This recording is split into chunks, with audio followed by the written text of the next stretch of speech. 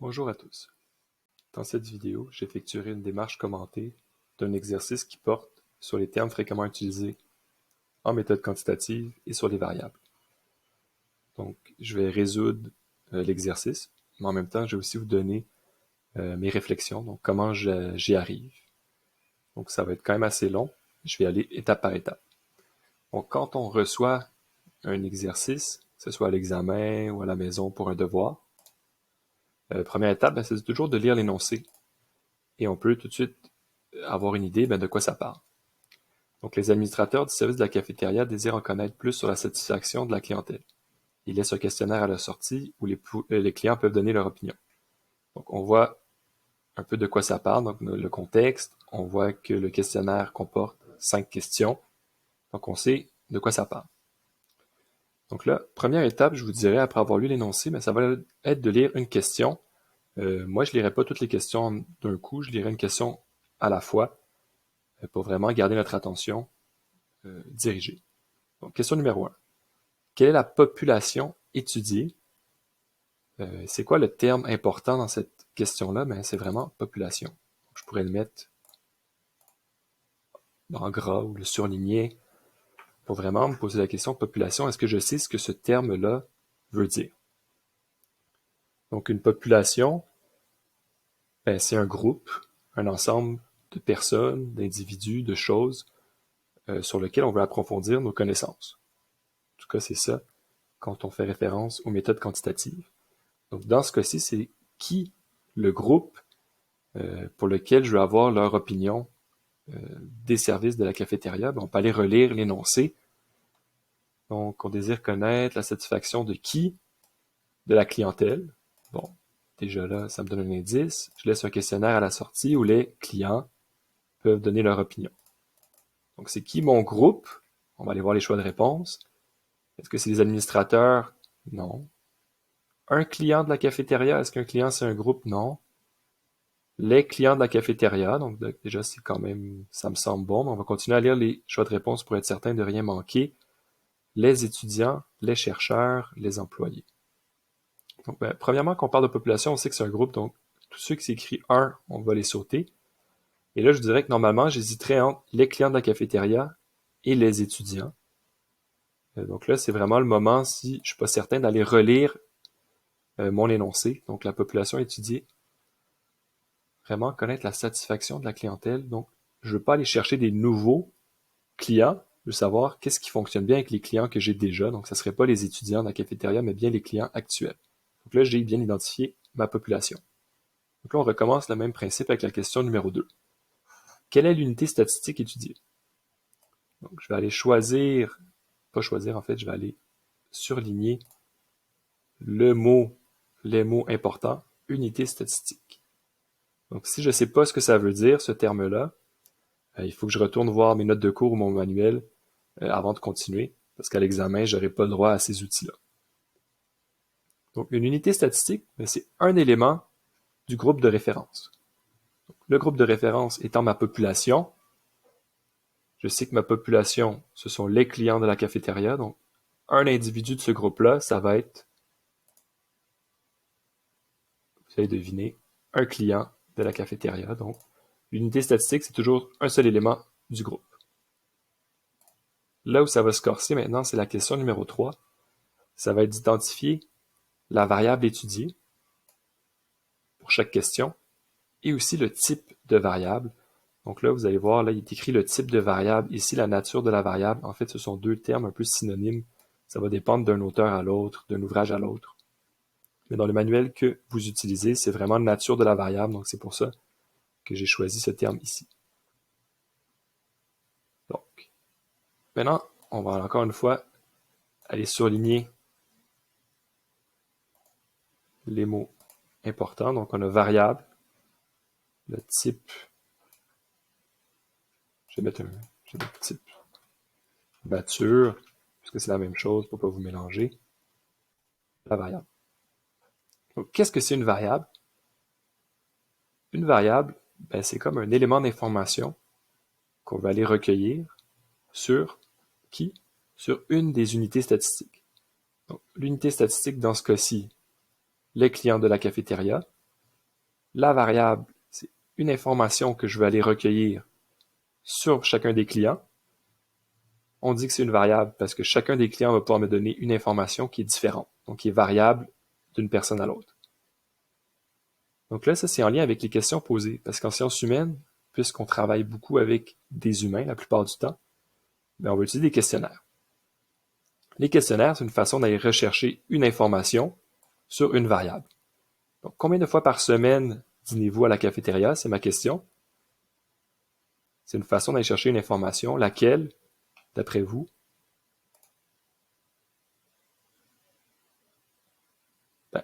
sur le nombre de dîners à la cafétéria des étudiants. Donc ça, c'est vraiment ma variable. Si on regarde les autres choix, 0 fois, plus d'une fois, une fois, je ne sais pas. Mais toutes ces là, 0 fois, plus d'une fois, une fois, ça en fait, c'est comme des choix de réponse. C'est ce qu'un étudiant aurait pu répondre. Donc j'ai commencé par vraiment identifier toutes mes variables, puis ensuite je vais aller voir les types ou nature de ces variables-là. Deuxième question. Quel est votre niveau de satisfaction par rapport au service de cafétéria? Bon. Niveau de satisfaction par rapport au service. Quand je parle de variable, c'est un peu qu'est-ce que je recherche de façon générale. Moi, ça me semble être le niveau de satisfaction. Donc, variable étudiée, niveau de satisfaction pour les services. Donc, on regarde. Encore une fois, il y a ma variable, étudiée, niveau de satisfaction, et les autres choix de réponse, c'est comme ce qu'un étudiant pourrait répondre. Il pourrait répondre qu'il est très satisfait, partiellement insatisfait, etc. Donc, j'ai bien identifié ma variable. Troisième question. Combien de minutes êtes-vous prêt à attendre pour un plat spécial à l'heure de pointe? C'est une question qui me réfère à quoi? Combien de temps un étudiant est prêt à attendre? Donc, le temps maximal d'attente, quelque chose qui ressemble à ça, on va aller vérifier. 5 minutes, ça dépend du plat, 10 minutes. Temps d'attente maximal toléré, ouais, je pense que c'est pas mal ça qui semble. On va continuer à aller voir 8 minutes, je ne sais pas. Donc vraiment, le temps d'attente maximal, encore une fois, les autres, c'est plus des choix de réponse. Combien voulez-vous payer pour un sandwich? Ça ressemble pas mal à la question d'avant. Donc je dirais prix d'un sandwich, prix maximal pour un sandwich, quelque chose qui ressemble à ça. Bon, prix d'un sandwich ici, c'est ce qui est le plus logique, on va aller choisir ça. Et finalement, quelle est la raison principale qui vous pousse à dîner à la cafétéria? Là, ça serait, suivant la même logique, la raison du choix de la cafétéria ou quelque chose comme ça. Je ne sais pas, mes amis mangent, le temps, raison pour dîner à la cafétéria. Donc ça, c'est vraiment ma variable. Et les autres, ce sont des choix de réponse. Donc j'ai identifié mes 5 variables. Maintenant, pour chacune d'entre elles, je vais essayer de déterminer la nature de cette variable-là. Et lorsqu'on parle de nature, il y a 3 choix possibles. Ça va être soit une variable de type de nature qualitative, quantitative discrète, quantitative continue. Bon. Comme pour les 2 premières questions, si vous ne savez pas ce que ça veut dire, ces 3 termes-là, il faut aller retourner à votre manuel. Donc, un petit truc que je pourrais vous donner tout de suite, mais c'est premièrement faire la distinction de ce que c'est qualitative ou quantitative. Qualitative, ça fait référence à des mots, des symboles, à peu près tout ce qui n'est pas des chiffres. Quantitative, ce sont des chiffres. Puis la discrète continue, je vais faire une petite définition si jamais je pense que c'est un de ces 2 choix-là qui pourrait être pertinent. Donc, on va évaluer la question. Combien de fois par semaine dînez-vous à la cafétéria? Première chose, qualitatif. Est-ce que c'est un mot, mon choix de réponse possible? Combien de fois? Habituellement, non, ça va être un nombre. Il y a 5 jours d'école, donc vous allez dîner à la cafétéria entre 0 et 5 fois. Donc je sais déjà que c'est quantitatif. Ensuite, la différence entre discrète et continue. Discrète, c'est que la réponse possible va toujours être limitée. Ce que je veux dire par là, c'est qu'entre 2 entiers, donc par exemple le chiffre 1 et le chiffre 2, il va y avoir un nombre de réponses limité, alors que continu, c'est que l'intervalle, donc toutes les décimales qu'on pourrait rajouter, théoriquement, seraient infinies. Donc ça semble un peu abstrait, mais on va le voir un peu en lien avec cet exercice-là.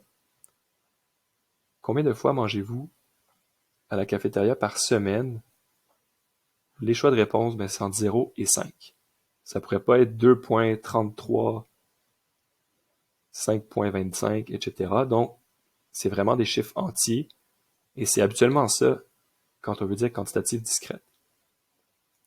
Continu, c'est lorsqu'on va dans les décimales, et c'est un petit peu plus complexe que ça, mais pour l'instant, on sait que c'est discret, on va continuer, puis on verra plus tard.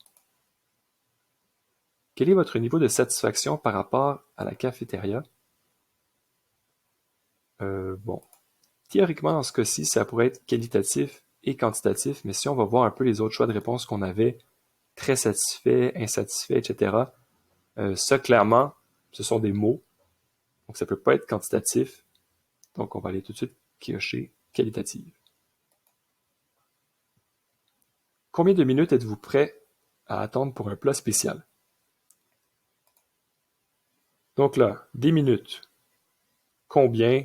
On sait que c'est un chiffre, donc ça va être quantitatif, discrète ou continu. Et là, ça va être un peu un piège, parce que là, vous vous dites, bon, on me demande en minutes combien de temps je suis prêt à attendre. Donc, ça va être une réponse probablement entre 1 et 15-20 minutes. Donc, ça serait discret. Donc, les chiffres, ça va être 0 à 20. En fait, dans les faits, c'est pas ça, parce qu'on pourrait mettre des décimales. Donc, on pourrait vouloir attendre maximum, disons, 7 minutes 30, parce que c'est la moitié de ma pause de 15 minutes. Ou etc. Donc, ça pourrait être, on peut sous-diviser en plus petits intervalles, puis même on pourrait aller plus loin que les secondes. On pourrait aller en centième de seconde, millième de seconde, jusqu'à l'infini. Donc, quelqu'un pourrait dire, moi je suis prêt à attendre 7 minutes, 3, 4, 5, 6 secondes. Donc, puisque l'intervalle est infini entre deux entiers, on va dire que c'est continu. Donc, c'est un petit peu plus complexe, mais vous allez voir avec la pratique, ça va aller un petit peu mieux. Combien voulez-vous payer pour un sandwich? Un sandwich, s'il est très bon, disons 4 et 8 dollars, moi c'est ça que je dirais. Ça, ce sont des chiffres. Bon, on s'entend habituellement les sandwichs, ils vont être aussi avec des cents. Donc là, il y a des décimales, donc je serais tenté à dire que c'est quantitative continue. Et là, franchement, je vais vous mélanger un petit peu, c'est un piège. Parce que contrairement aux minutes, les minutes, c'est une unité de temps.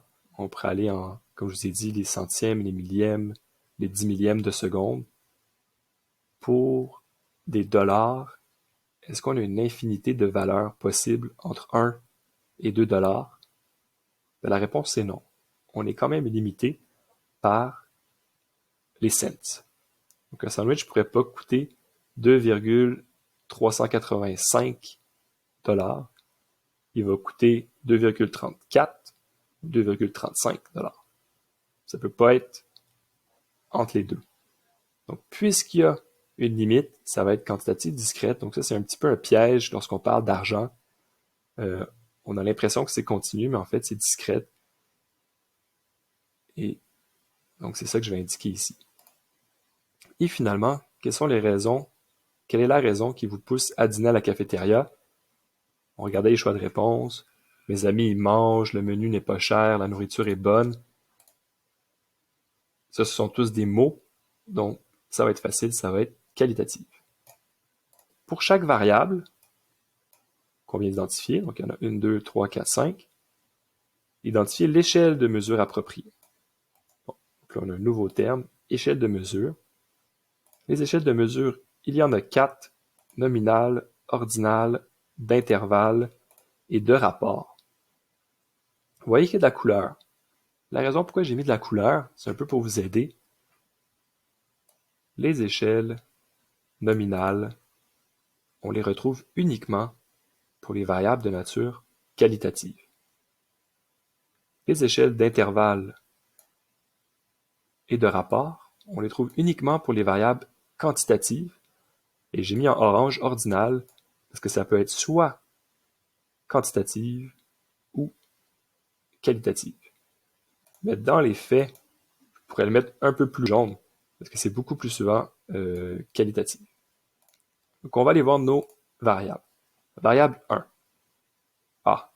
Le nombre de dîners à la cafétéria par semaine. Ça, on sait que c'est un chiffre. La réponse, chiffre entre 0 et 5. Donc là, on a deux choix. Ça va être soit d'intervalle ou de rapport. D'intervalle, il faut qu'il y ait un 0 qu'on va dire relatif. Contrairement à de rapport, qui est un 0 absolu. Un 0 absolu, ça veut dire que quand on dit 0 comme réponse, on indique 0, mais ça va nous marquer l'absence de quelque chose. Donc quelqu'un qui aurait écrit 0 au nombre de fois qu'il dîne à la cafétéria par semaine, est-ce que ça veut dire qu'il ne mange pas à la cafétéria? Si vous me répondez oui, mais ça ne pourra pas être d'intervalle. Parce que dans une échelle d'intervalle, le 0 est relatif. Le 0 veut dire autre chose que l'absence d'une propriété. Donc ça, c'est un petit truc. Il y a d'autres informations qui peuvent vous être importantes. Une autre information, c'est les rapports. Que ce soit d'intervalle ou de rapport, on peut quantifier la différence. Donc, on peut quantifier combien on a de quantité de plus ou de moins qu'une autre personne. Donc, les deux ont cette qualité-là. Mais dans celle de rapport, on peut dire combien de fois plus ou de fois moins une propriété existe. Donc ça, c'est un petit peu plus peut-être mélangeant. Je vais vous donner un exemple avec le premier énoncé. Donc, combien de fois par semaine dînez-vous à la cafétéria? Si un étudiant répond 5 fois, il mange tous les jours à la cafétéria par semaine. L'étudiant B, lui, il mange une fois par semaine à la cafétéria. Donc, c'est quoi la différence? Combien de dîners de plus l'étudiant A mange-t-il à la cafétéria par semaine que l'étudiant B? La réponse, c'est 4 dîners de plus. Ça, d'intervalle et de rapport me permettent de trouver une différence.